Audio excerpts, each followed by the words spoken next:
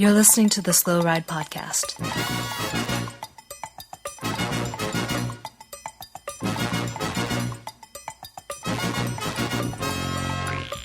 Bikes, advice, and rumors straight from the source. TheSlowRidePodcast.com and on Twitter at TheSlowRidePod.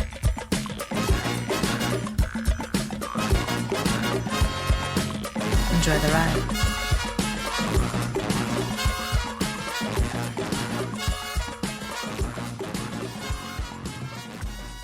Hello and welcome to episode 44 of the Slow Ride Podcast. This is Tim Hayes in Gainesville, Florida. We are absent Spencer Howell in Boston, Massachusetts due to snow collapse at his house. Yeah, it's probably but we do have the little guy, Matt Allen, in Minneapolis, Minnesota, where it is freezing cold.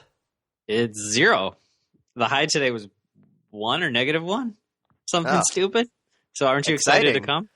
I am actually coming up to Minnesota this Thursday and Friday for the Fatbike trade show through my bike shop, Swift Cycle, here in Gainesville.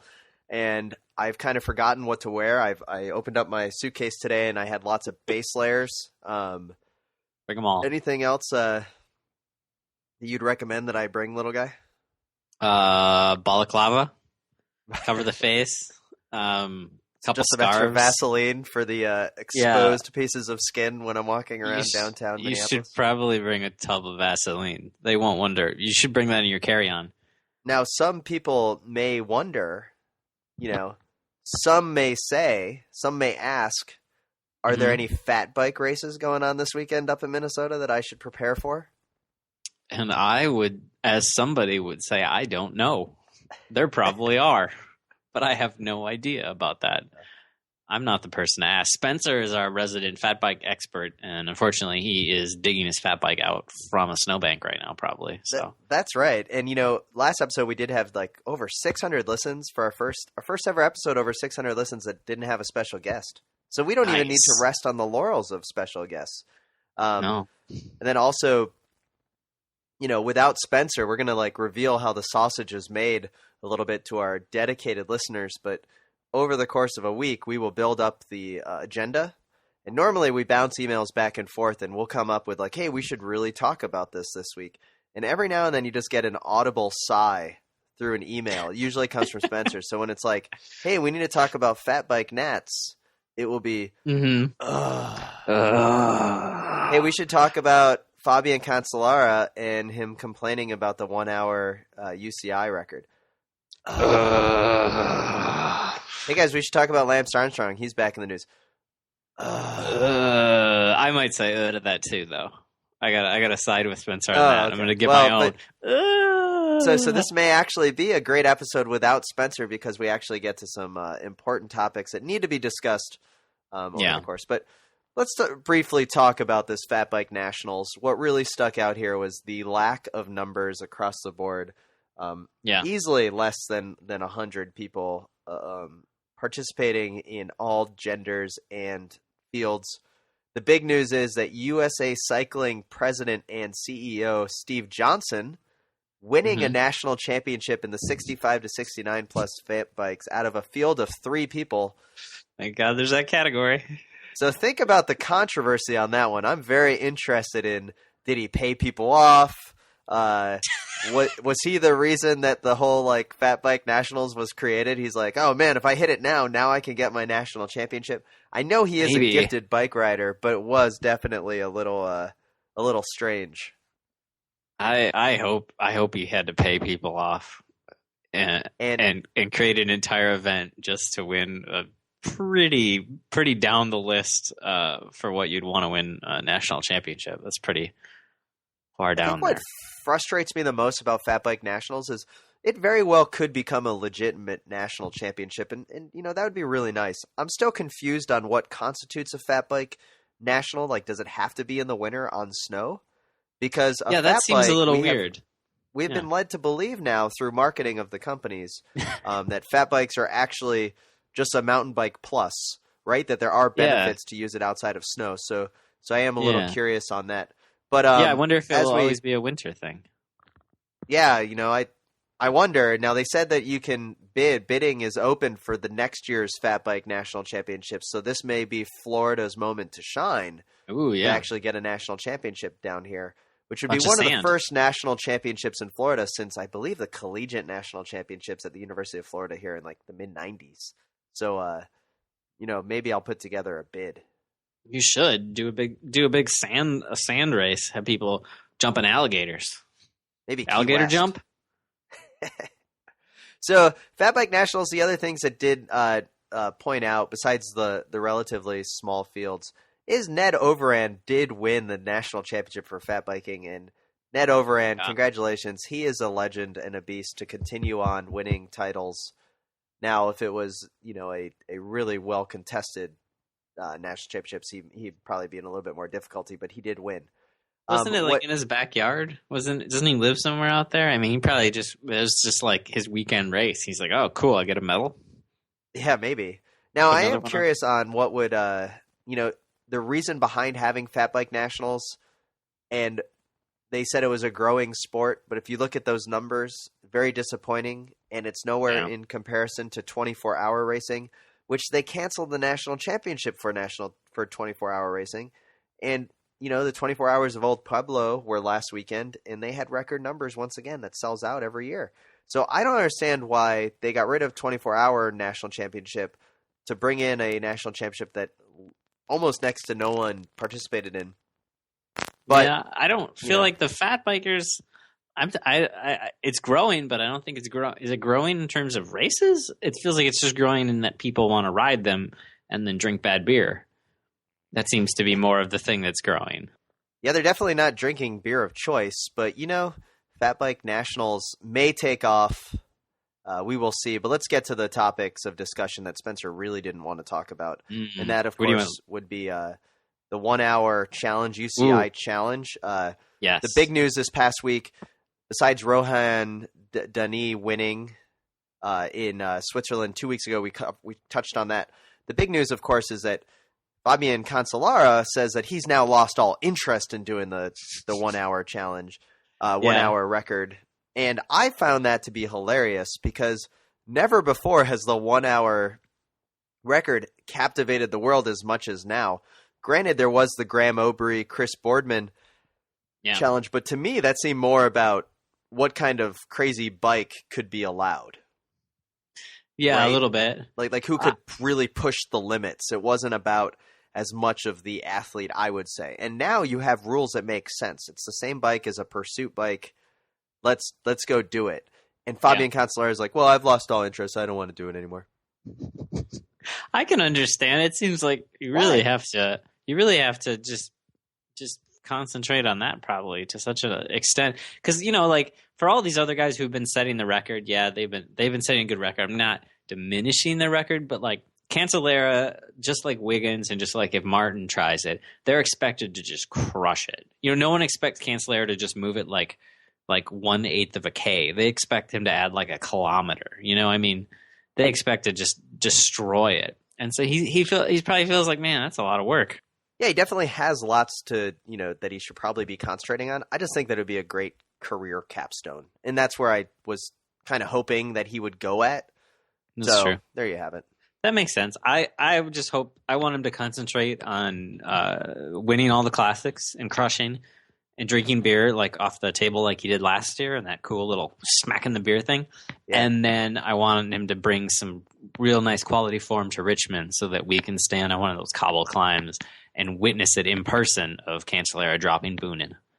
That's what I want to watch. I want to see that in person. And then he could go do the 1 hour challenge or the 1 hour. He can do whatever he wants after that. I think that I don't care. What I do like about the 1 hour is like I'm actually captivated by it. Like it's boring. I don't think I would go pay money to sit in the velodrome for it. Yeah, but I'm really interested and I'm like researching these riders and look at stuff like now there's Decker is next on tap, right? Here's a guy that doesn't even have a team sponsoring him anymore. And he's going, screw it. I'm going to Mexico City to do it at altitude. Yeah. And then it's like there's the science that you can read up on if altitude actually is beneficial because of the least resistance or if it's actually more harmful because of the lack of oxygen in the air.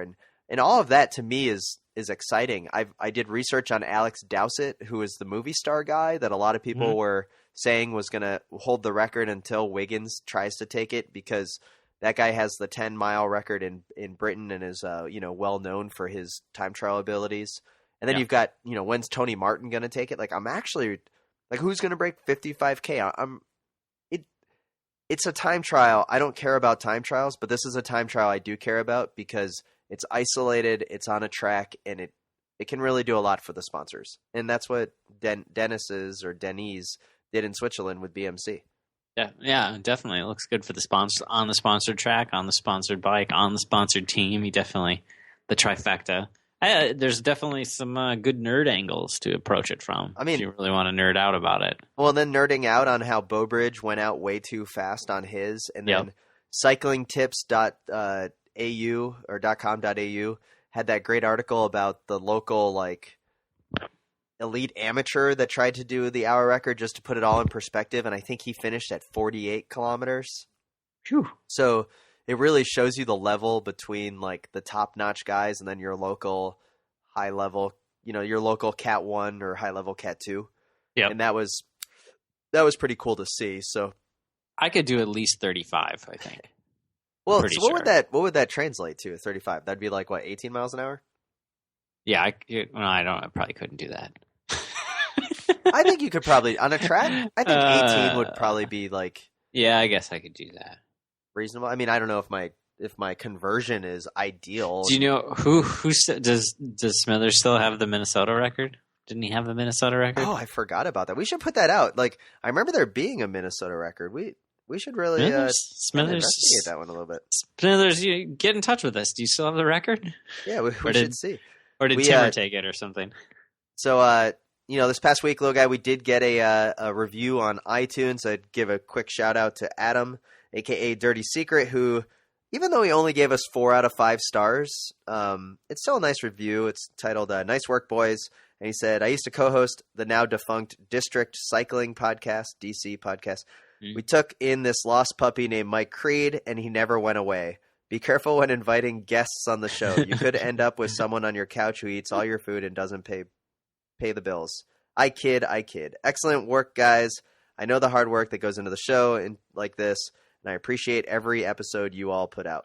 Well, Adam, thanks for the great review. So yeah, I guess we're just going to need less guests, less Results Boy, less Matt Roy, just more of us, and then maybe every now and then special guest Spencer Howe out in Boston, Massachusetts. A very special guest. It is weird. Yeah. We love Spencer, but sometimes we're curious if he reads the emails that we go back and forth. And, it's as we break down the barriers and remove the veil of secrecy that is the Slow Ride Podcast in this episode. Yep. He doesn't want to talk about things. And then sometimes, maybe he just doesn't listen to my emails, which kind of is my entire relationship with the guy. He's just never really wanted to talk to me anyway. I've just kind of talked at him. But, you just got to talk louder or send more emails, and the point will get across right there. Now you, of course, little guy, can play the heel in this next conversation where I talk up my love of watching Lance Armstrong suffer in the news.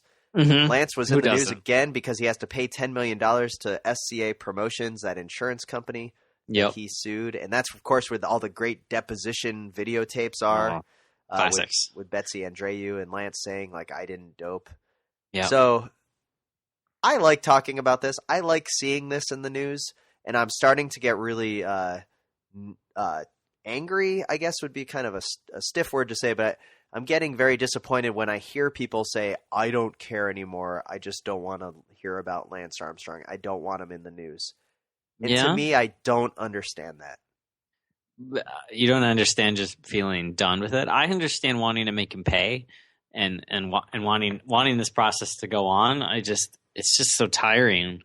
And I feel like he feeds off of any energy, negative or positive. He feeds off of it. He's like a sponge, an evil sponge. And he may be. If you give him any attention, it feeds him and he gets stronger again. If we don't look at him, he won't exist anymore. If we don't acknowledge the Armstrong, there's no Armstrong. See, I'm so what? So what is it? So like, I'm more, I guess, the broken windows theory on this is that he needs to be exposed every time and needs to be dealt with every time. Because should we stop and frisk every time we see him? Just fucking throw him on the pavement and frisk him? Yeah, okay. I'm tired. Like, I hear what you're saying. Yeah. But for years he ruined people's lives. Yeah. And at every moment he needs to be reminded that he cannot control the narrative anymore. He needs to be the one that, when he's in the news, even though he's giving these stories, like, why did he really give that interview to BBC a few weeks ago? Yeah. He gave it because he was trying to control the narrative because he knew this lawsuit was coming down. And because he tried to, settle with them out of court. And here's the thing with Lance, that yes, he may feed on this energy, but, he caused a lot of damage and he needs to be dragged through the mud constantly. This is true. And that's my feeling. Now, that being said, his interview in which he said that he would dope again, people are really angry about that. Yeah, and I thought that was funny. I'm actually like, I applaud him for being honest on that. Like, I feel that, because the question was, if you were the same age back in 1996 doing the same thing, would you do it again? Yeah. And his answer right away is yes. And, I think that's an honest answer, because who wouldn't do it in that situation? Yeah. And most people did. I think Lance's biggest regret in what he would say is that he came back and didn't give Floyd Landis a job. If he would have given Floyd Landis a job, you and I would be on this podcast, and maybe special guest Spencer, talking about, if Lance did dope or didn't. He would have gotten away with it. And it's true. It's true. He probably would have. I mean, at least for a while longer. It seems like things like this, you just can't keep them. Because his whole tactic is to delay, and to get more people going, well, I don't care about Lance Armstrong anymore, so I'm not going to follow this lawsuit. Well, people do care about Lance Armstrong, and it's going to be in the news. And the big one is coming with the Floyd Landis lawsuit with special guests, the United States government suing against him. So special guests. Anyway, so that's enough Lance Armstrong. We don't really need to talk too much. That's enough Lance Armstrong. Yeah, this past week we did do the Doc Hollywood special.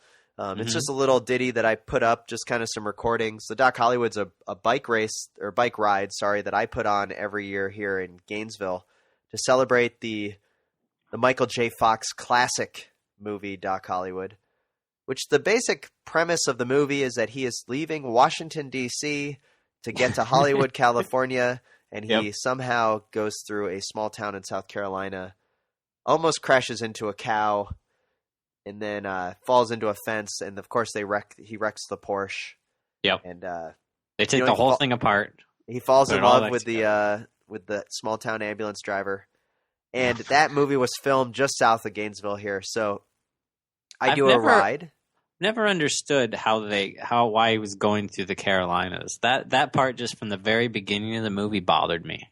I don't know how he would take that route. Is there a highway route that way that makes the most sense? So someone told me that there was a deleted scene in which he talked that he was going to visit a cousin in like New Orleans or something. Okay. And that to was make like, it make some sense. Yeah. Now that movie, there's a lot of weirdness in that movie. It's a rated R movie with Michael J. Fox, which just totally baffles my mind. And some nudity. I know. And the ride that we do covers a lot of the roads that he was in. And it's 78 miles long, but it goes on lime rock roads, which is our version of gravel.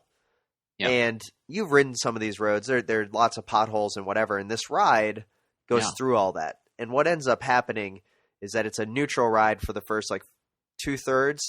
And then the final 30 miles is just, balls to the walls racing. And oh my God, was there a lot of flat tires. There's a lot of carnage. And if you want to listen to more, you can listen to that short episode, and we'll be doing more stuff like that. So if you ever have any, there's a couple of NCC crits in Florida that I'll be covering, and then, some other things. So we'll be able to do that for you. So if you want to listen to it, go ahead and check it out. It's a good listen. Give it a listen.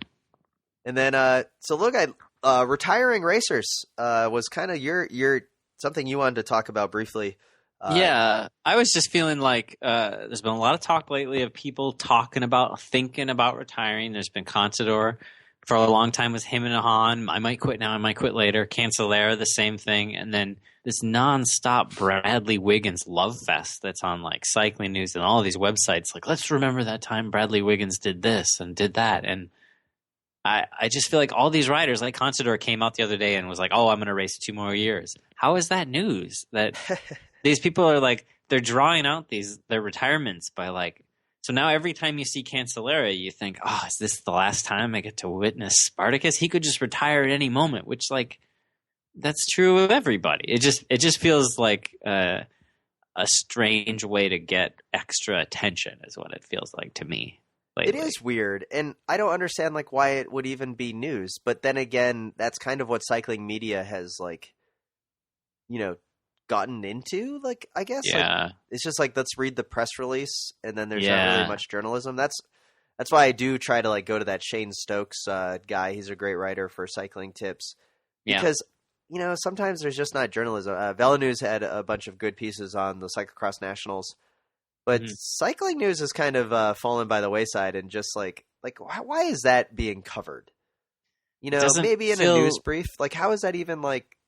It's just like whole stories about that. I don't know. I mean, I guess we're talking about it, so maybe. Like, we're talking 2 more Tour de France's. Like, yeah, but savor every moment. Savor every moment. Oh yeah. I mean, I guess it gives them hope if there's like a mechanical again. If there's chain gate.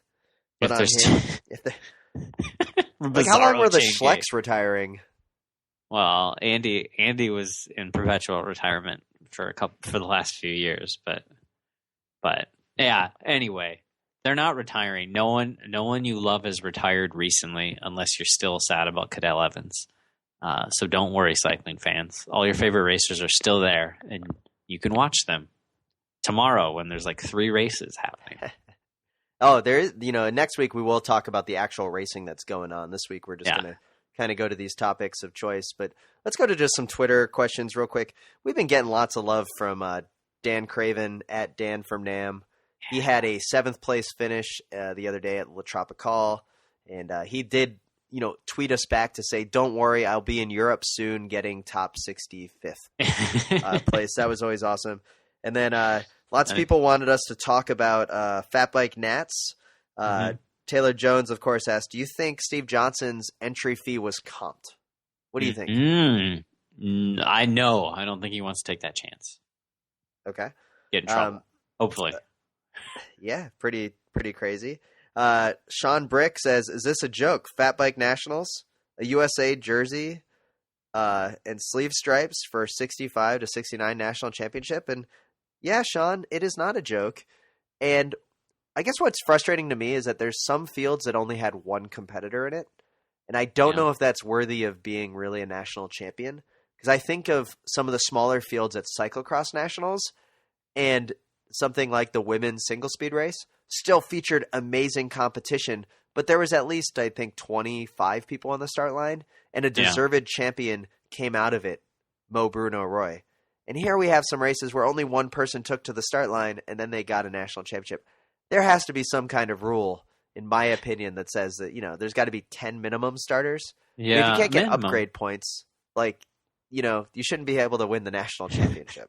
That would make sense for nationals. I mean, you remember back in the day, we'd go do timed events at the track, the state championship timed events, and there was a lot of times when it was just you, me, and Spencer, like doing the kilo against each other in the Cat 4s, and you knew all you had to do was soft pedal around, and you got yourself a bronze medal. True. Great point. I remember qualifying for nationals, and we felt really proud, but we never told anybody that only 2 teams showed up for the team sprint. The team sprint, we were really good. Fritz and Mayo at Fritz and Mayo tweets at the Slow Ride Pod. I'm more interested in if any moguls were damaged and the course had to be rerouted to avoid any new snow that fell. And oh man, what a great trolling question! And then of course Taylor Jones jumps in. As groomed and packed as that course looked, you probably could have ridden a normal mountain bike or cross bike, which then gets the question of what is an actual fat bike. So great job, Taylor, to get that going. And, the pictures that were coming in that people were tweeting us from the finish line of absolutely no one there were pretty amazing. So good stuff as far as Fatbike Nationals were going. I have a question for Fatbike Nationals. So like for cross, everyone gets upset if you put water on the course. Like if you got a hose out, everyone freaks out. If you created mud, are you allowed to create snow for Fatbike Nationals, or does that have to be all natural snow? These are the questions. There better be a section in the rule book for Fatbike Nationals coming soon. Ben Barry tweets us at the Slow Ride Pod. I love that movie. Namely Doc Hollywood, and then all he puts is Julie Warner, which of course is the actress that stole Michael J. Fox's heart. I didn't know her name. What else has she been in? Do you know anything? I don't know. And then lots of pictures of Dan from NAMM tweeted at us wearing his national championship kit in this race, La Tropicale. Hanging out with locals wearing the kit. It's a good-looking kit. Have you seen the national championship kit? It's a good-looking flag. Like it kind of makes for a good kit. It's good. It's good. It's got a lot going on, but it's good. Definitely. Like Justin from South Carolina hits us up. He says, "My only goal for the Swamp Classic, which is this weekend here in Gainesville, is to podium so I can bring my bike up there just for the Slow Ride Pod." In my hometown, he's going to bring a podium for a podium bike. That will not be allowed, Justin. I will take personal offense, but the good news is no one's going to be there to watch it anyway, because I'll be in Minnesota and it's also a crate in Gainesville. So, there you go. Kind of busy week on Twitter. Lots of stuff going on. Spencer will be out next week. I definitely some things we're going to talk about is an article that was written by a Belgian stylist that ranked the jerseys of choice. Astana, number one again. One of the things that I saw come along on social media one thing I do appreciate about Adam Meyerson, there's a lot. He's a great resource to have, is that he's willing to share his opinion on Twitter. Yeah. Michael Creed the other day announced his new training camp through Carmichael Training Systems, and Adam Meyerson called him out and said, seriously, through Carmichael? Because Carmichael, of course, Lance Armstrong's coach and a longtime figure in the doping scandal that was Lance Armstrong that, of course, most people don't want to talk about. Yep. So, Little Guy, is there anything else you would like to discuss for the Slow Ride Pad episode 43? 4? Or 44. Yeah, we're at 44. I just wanted to mention the sad passing of, and I'm going to totally mess up his name, of Claude Crickleon. He's the 84 world champion, won a whole bunch of other stuff. Probably a lot of people remember him in that sprint in the World Championships in 1988 with Steve Bauer, and they tangled, and they went down, or he went down, and Fondrias ended up sneaking around him and winning the Worlds. And so Bauer went down. Oh, that's right. Bauer didn't win either. No, Bauer kind of took out Claude. I'm messing up his name. So anyway, he passed away at the age of 58 from a stroke, so it was sad news to hear. Now saw a lot of good things people saying about him on the internet. So. Yeah, I did see that, and sorry to interrupt you there, but to go on Steve Bauer, that sprint, there was like a lawsuit that came out of that, right? Like you had just told me about that. He ended up suing Steve Bauer. I don't know. Eventually, it got thrown out, but I feel like it dragged on for a few years, which must have been pretty tense if they were still racing against each other. Because I think the thing I was reading about him, he retired in like 91, and Bauer raced at least somewhere into the 90s. So they were racing together for a few years with a lawsuit at the same time. So that couldn't have made for, anything good. I can't imagine if they bridged up to a break together that they were working willing to work. I wonder if they had like a gag order and they weren't allowed to, discuss. But that is, it's pretty crazy. That leads me to wonder if there's any Canadian world champions outside of Catherine Pendrell in the mountain bike side. I'm sure maybe on the track there's been a few, but there's definitely not on the road. And I'm thinking of Sven Tuft because I don't think he ever became time trial world champion. He just got silver medal in the Olympics, correct? So. Yeah, no, he's not world. What about Ryder? Was he in mountain biking or was he like second? He might have podiumed at the Worlds in mountain biking. Well, some listeners can find that and leave it, send us an email or let us know. Whatever. If there's some sort of searching device on the internet, you guys could point us to. We have no idea. I've been poking at DOS prompts all day and I'm not getting anything. So you've been listening to the 44th episode of the Slow Ride Podcast. Thanks for joining us. You can find us on iTunes, Stitcher. Leave us a review. Tell your friends. Continue to subscribe. We have a big announcement coming soon about a new sponsor for the Slow Ride Podcast. Oh, it's yeah. going to help make your rides way more comfortable and Smooth. just smooth and minty. There's a lot of great things happening with the Slow Ride. If you subscribe, you can get special edition reports just like that Doc Hollywood one that I wrote or that I made. Got one coming up for Frostbike. Lots of cool things happening within the Slow Ride Podcast. But if you subscribe, it's easier to find out. And you can always tweet us at the Slow Ride Pod or send us your emails at theslowridepodcast@gmail.com. We appreciate you taking the time to join us. And with that, we say see you later. Bye-bye. You know, we really need to work on our sound, on our sign-offs, little guy. What should we do? I don't know. Maybe listeners can tell us something that's cool and kitschy for what we can do. It's like, you know, hey, eat a meatball sandwich or something. Don't ride like my buddy. Don't take crappy pulls like Tim. Yeah, we got to have something kitschy. Maybe we'll find out. All right. Don't turn like Super Rookie. The Slow Ride Podcast. Bikes, advice, and rumors straight from the source. TheSlowRidePodcast.com and on Twitter at TheSlowRidePod.